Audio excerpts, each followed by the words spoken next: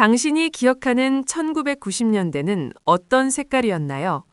세상은 소니라는 두 글자에 완전히 매료되어 있었습니다. 워크맨 하나면 온 세상을 가진 것 같았던 시절이었죠. 도쿄의 중심에서 빛나던 소니는 절대 무너지지 않을 제국 같았습니다. 하지만 그 찬란한 영광 뒤에 거대한 폭풍이 몰려오고 있었습니다. 워크맨은 인류가 음악을 소비하는 방식을 완전히 바꿔버린 혁명이었습니다. 길거리 어디서나 소니 헤드폰을 착용한 사람들을 볼 수 있었죠. 그것은 단순한 전자제품이 아니라 하나의 문화적 상징이었습니다. 다른 경쟁사들이 감히 흉내조차 낼 수 없는 소니만의 독보적 감성이었죠. 소니는 이미 전 세계 젊은이들의 우상이 되어 있었습니다. 거실의 주인공은 언제나 소니의 트리니트론 TV였습니다.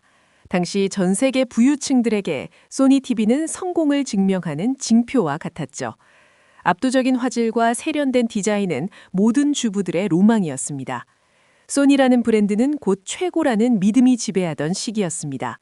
누구도 소니의 기술력을 의심하지 않았습니다.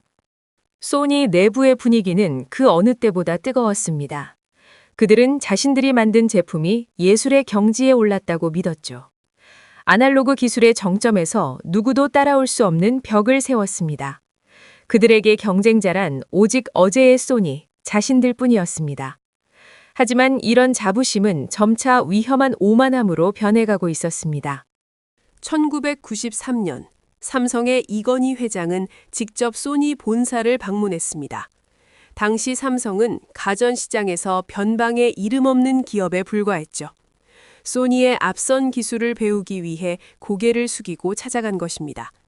하지만 그들을 기다리고 있었던 것은 환대가 아닌 싸늘한 시선이었습니다. 삼성의 절박함은 소니의 거대한 벽 앞에서 작고 초라하게 느껴졌습니다. 소니 경영진은 삼성을 자신들의 하청업체 정도로만 취급했습니다. 기술 전수를 해달라는 요청을 단칼에 거절하며 오만한 태도를 보였죠. 그들의 눈에 삼성은 결코 자신들의 상대가 될 수 없는 존재였습니다.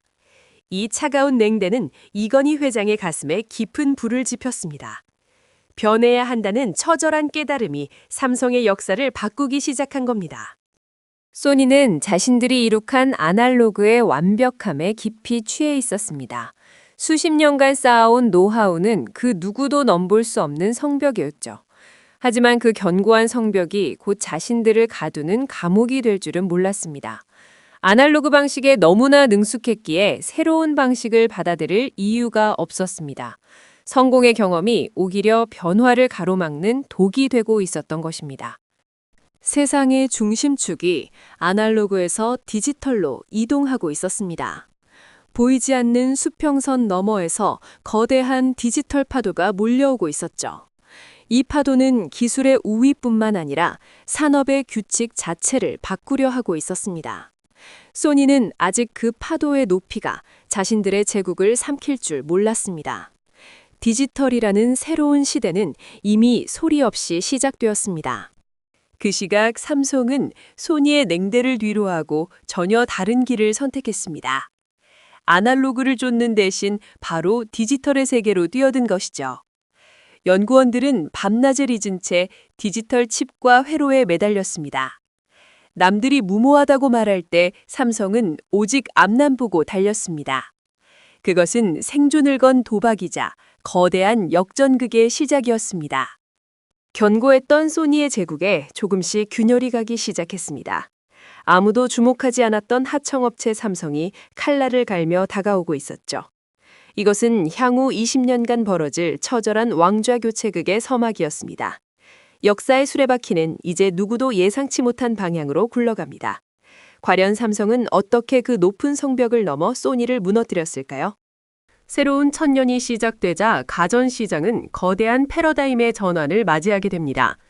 수십 년 동안 거실을 지배했던 두꺼운 브라운관이 역사의 뒤안길로 사라지기 시작한 것이죠. 그 빈자리를 채우기 위해 등장한 것은 얇고 선명한 디지털 기술의 결정체 LCD였습니다. 이것은 단순한 제품의 변화가 아니라 아날로그 제국이 무너지는 신호탄이었습니다. 이제 승부의 세계는 화질을 넘어 누가 더 빨리 디지털로 전환하느냐에 달렸습니다. 이 혼돈의 시기에 삼성이 꺼내든 카드는 이름하여 스피드 경영이었습니다. 의사결정 단계를 획기적으로 줄이고 남들보다 한 발 앞서 시장을 선점하려 했죠. 보고서를 기다리기보다 현장에서 결단하고 곧바로 실행에 옮기는 속도전이 펼쳐졌습니다. 경쟁사들이 시장 조사를 할 때 삼성은 이미 공장 라인을 깔고 시제품을 만들었습니다. 속도가 곧 생존이라는 철학이 삼성의 모든 조직원에게 깊숙이 스며들었습니다. 삼성을 근본적으로 바꾼 결정적 계기는 이건희 회장의 강력한 신경영 선언이었습니다. 마누라와 자식 빼고 다 바꾸라는 그 말은 단순한 구호가 아닌 절박한 생존 본능이었습니다. 양 위주의 성장에서 질 위주의 성장으로 삼성은 완전히 다른 회사로 거듭나기 시작했습니다. 과거의 성공 방식은 모두 쓰레기통에 던져졌고 새로운 글로벌 표준에 몸을 맞췄습니다. 이 선언은 훗날 삼성이 세계 1위로 도약할 수 있게 만든 가장 강력한 동력이 됩니다. 삼성은 말로만 혁신을 외치지 않았습니다. 그들은 수조 원어치의 제품을 불태웠습니다. 조금이라도 하자가 있는 무선 전화기 수십만 대를 전 직원이 보는 앞에서 잿더미로 만들었습니다. 불량품은 암이라는 인식을 심어주기 위해 눈물을 머금고 직접 불길 속에 던져넣은 것이죠. 이 화형식은 삼성맨들에게 품질만큼은 절대 타협할 수 없다는 강박을 심어주었습니다. 불길이 잦아들 무렵 삼성이 얻은 것은 완벽에 가까운 품질과 세계적인 신뢰였습니다. 반면 세계 최강이었던 소니의 내부에서는 위험한 그림자가 드리우고 있었습니다. 부서 간에 거대한 장벽이 세워지는 이른바 사이로 효과에 갇히게 된 것입니다.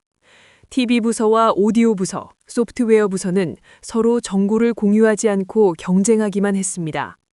회사의 전체 이익보다 자신들의 부서가 더 돋보이는 것에만 집착하게 된 것이죠. 이 거대한 제국은 안으로부터 조금씩 서서히 균열이 가고 있었습니다. 소니가 가장 강력했던 무기였던 브라운관, 즉 트리니트론이 역설적으로 독이 되었습니다. 과거의 영광이 너무나 컸기에 소닉은 아날로그의 화질을 포기할 수 없었던 것입니다. 디지털 LCD는 아직 화질이 조잡하다며 소니의 기술자들은 이를 애써 외면했습니다. 브라운관에서 세계 1위였던 자존심이 새로운 시대를 보는 눈을 가려버린 것이죠. 시장은 이미 변하고 있었지만 소니는 여전히 완벽한 아날로그를 꿈꾸고 있었습니다. 소니가 망설이는 사이 삼성은 수조 원이라는 천문학적 금액을 베팅했습니다.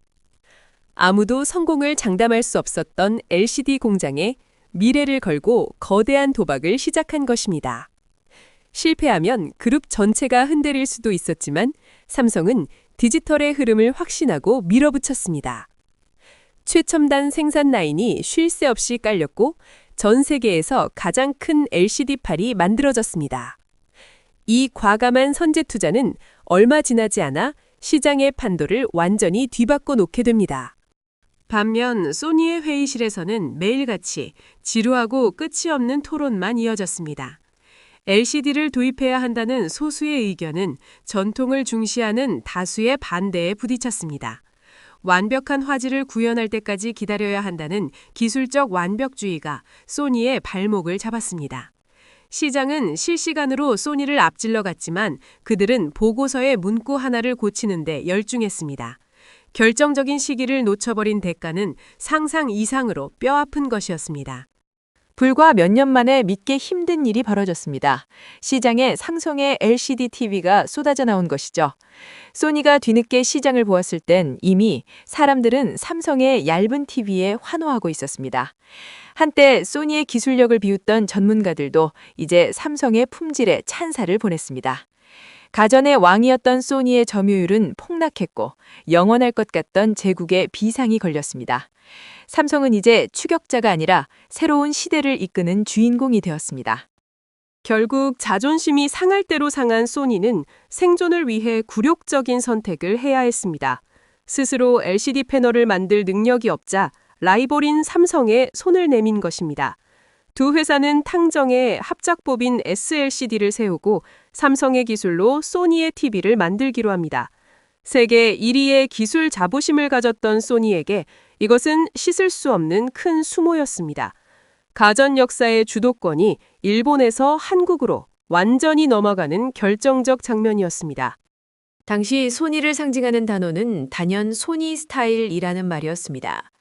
세련된 디자인과 독보적인 기술력은 모두의 선망 대상이 되기에 충분했죠. 하지만 이 자부심은 점차 위험한 독선으로 변질되기 시작했습니다. 남들이 만드는 표준을 따르기보다는 자신들만의 표준을 강요하려 한 겁니다. 소비자의 편의성보다 브랜드의 자존심을 우선시했던 것이 비극의 시작이었습니다. 대표적인 사례가 바로 메모리 스틱입니다. 전 세계는 이미 SD카드로 통합되고 있었죠. 하지만 소니는 오직 소니 제품에서만 사용 가능한 규격을 끝까지 고집했습니다. 더 비싼 가격을 지불하고 소니 전용 메모리를 사야 했던 소비자들은 지쳐갔습니다. 성벽을 높게 쌓아 고객들을 가두려 했지만 사람들은 성벽을 넘어가기 시작했습니다. 독자 규격은 혁신의 증거가 아니라 불편함의 상징으로 전락하고 말았습니다. 소니는 단순한 가전기업을 넘어 컨텐츠 제국을 건설하길 원했습니다. 그 정점이 바로 헐리우드의 상징인 컬럼비아 영화사를 인수한 사건이었죠. 하드웨어 제조사가 컨텐츠까지 갖게 되면 무적의 시너지가 날 것이라 믿었습니다. 하지만 이 거대한 몸집은 소니의 발목을 잡는 족쇄가 되어버리고 맙니다. 내부의 이해관계가 복잡하게 얽히면서 의사결정은 점점 느려지기 시작했습니다. 디지털 음악 시장이 열리려 할 때 소니 내부에서는 심각한 충돌이 벌어집니다. 음반사업부는 음악 저작권을 보호하기 위해 mp3 기기 출시를 강력하게 반대했죠. 음악이 공짜로 복제될까 두려웠던 그들은 가전 부문의 혁신을 가로막았습니다. 자신의 팔을 지키려다 몸통이 썩어가는 줄도 모르고 내부 다툼에만 몰두했습니다. 워크맨의 영광을 이어갈 mp3 플레이어는 그렇게 세상에 나오지 못하고 묻혔습니다. 소니가 집안 싸움에 정신이 팔려 있을 때 바다 건너 애플은 아이팟을 던졌습니다. 아이팟은 소니가 그토록 거부했던 개방적이고 편리한 음악 환경을 제공했죠. 전 세계 청년들은 워크맨 대신 하얀색 이어폰을 귀에 꽂기 시작했습니다. 소니가 제국을 지키려 만든 성벽은 오히려 외부의 공격에 고립된 감옥이 됐습니다. 시장의 주도권은 그렇게 순식간에 일본에서 미국으로 넘어가 버렸습니다. 반면 삼성은 지켜야 할 과거의 거대한 유산이나 저작권이 없었습니다. 잃을 것이 없었기에 누구보다 빠르게 새로운 디지털 환경에 뛰어들 수 있었죠. 소니가 소니 방식을 고집할 때 삼성은 소비자 방식을 연구했습니다. 어떤 규격이든 사람들이 원한다면 가장 빠르고 저렴하게 만들어냈습니다. 이런 유연함은 곧 디지털 시대의 가장 강력한 무기가 되었습니다. 스마트폰 시대가 도래했을 때 삼성은 또 한 번 파격적인 선택을 내립니다. 자체 운영체제에 집착하지 않고 구글의 안드로이드와 손을 잡은 겁니다. 독자적인 소프트웨어 성벽을 쌓는 대신 거대한 오픈 플랫폼에 합류한 것이죠. 소니가 모든 것을 혼자 하려다 지쳐갈 때 삼성은 최고의 파트너를 찾아냈습니다. 이 협력은 삼성이 스마트폰 시장의 절대 강자로 올라서는 결정적 계기가 됩니다. 결국 소니는 자신들이 세운 견고한 성벽 안에 스스로 갇혀버렸습니다. 자체 규격을 사용하는 기기들은 서로 연결되지 못하고 파편화되었습니다. 내부 부서 간의 칸막이는 너무 높아서 하나의 통합된 사용자 경험을 주지 못했죠. 전 세계가 하나의 네트워크로 연결될 때 소니는 홀로 섬으로 남기를 선택했습니다. 그 결과 한때 가전의 왕이었던 이름은 추억 속의 브랜드로 서서히 잊혀갔습니다. 반대로 삼성은 성벽 밖의 모든 세력과 손을 잡으며 영토를 넓혀 나갔습니다. 부품부터 완제품까지, 하드웨어에서 플랫폼까지 그 영역에 한계는 없었죠. 소니가 지키려고 했던 기술적 자존심을 삼성은 과감한 실용주의로 대체했습니다. 어디서든 쓸 수 있고 무엇과도 연결되는 제품들이 전 세계 시장을 뒤덮었습니다. 그렇게 20년 만에 가전 왕좌의 주인은 도쿄에서 서울로 완전히 바뀌었습니다. 소니의 실패는 기술이 부족해서가 아니라 세상의 변화를 거부했기 때문입니다. 삼성의 성공은 최고였기 때문이 아니라 가장 유연하게 대응했기 때문이었죠. 과거의 성공 방식에 집착하는 순간 그 성공은 가장 무서운 적이 됩니다.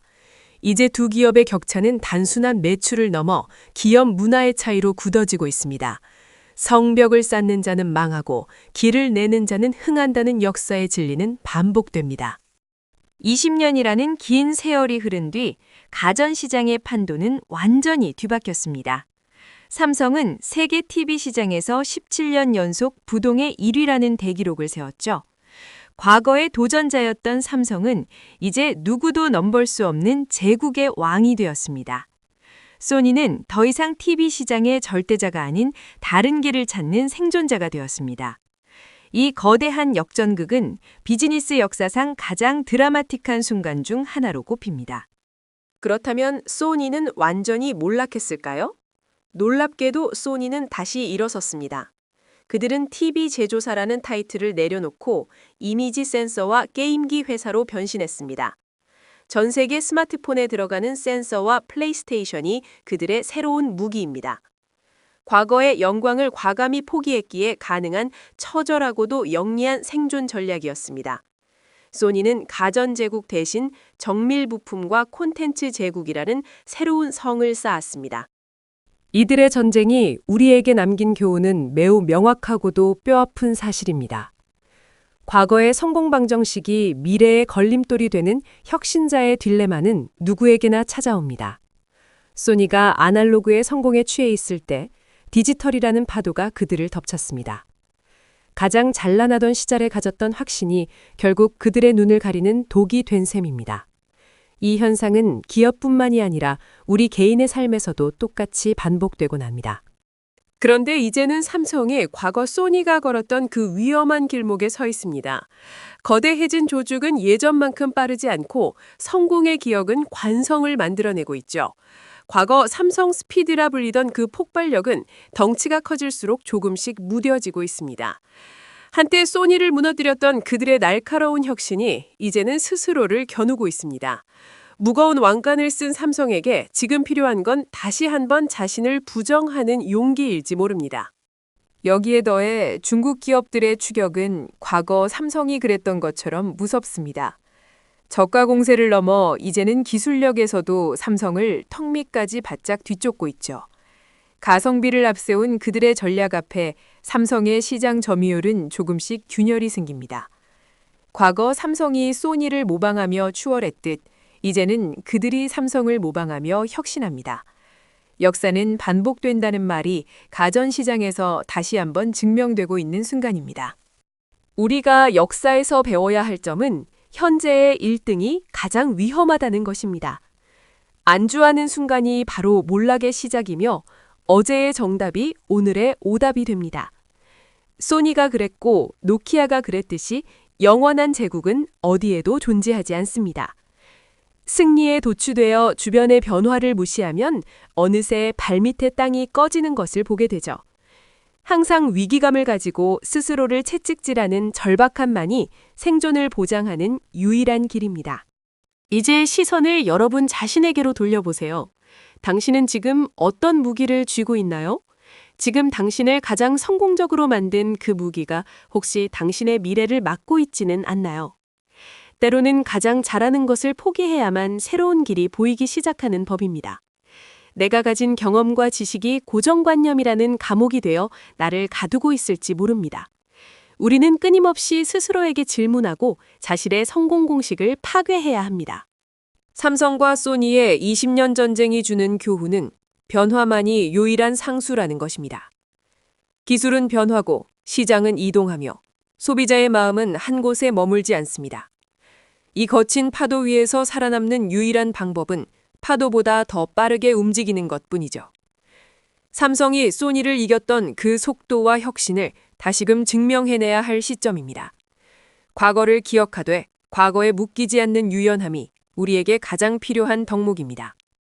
오늘 우리는 두 거인의 역사를 통해 비즈니스의 냉혹한 진실을 보았습니다. 당신이 지금 쥐고 있는 가장 성공적인 무기가 혹시 장애물은 아닌지 스스로 질문해 보세요. 그 질문에 대한 답을 찾는 과정이 당신의 다음 20년을 결정할 것입니다. 어제의 영광은 어제에 두고 이제는 내일의 전장을 향해 고개를 돌릴 때입니다. 무엇을 버리고 무엇을 새로 채울 것인지 지금 이 순간 결단이 필요합니다. 삼성과 소니의 이야기는 끝난 게 아니라 지금 이 순간에도 계속되고 있습니다. 다음에 또 다른 반전이 일어날지 아무도 모르는 것이 바로 이 시장의 묘미죠. 오늘의 인사이트가 여러분의 성장에 작은 밑거름이 되었기를 진심으로 바랍니다. 영상이 유익했다면 구독과 좋아요로 저희의 다음 여정에도 함께해 주세요. 시청해 주셔서 감사합니다. 여러분의 미래를 언제나 진심으로 응원하겠습니다.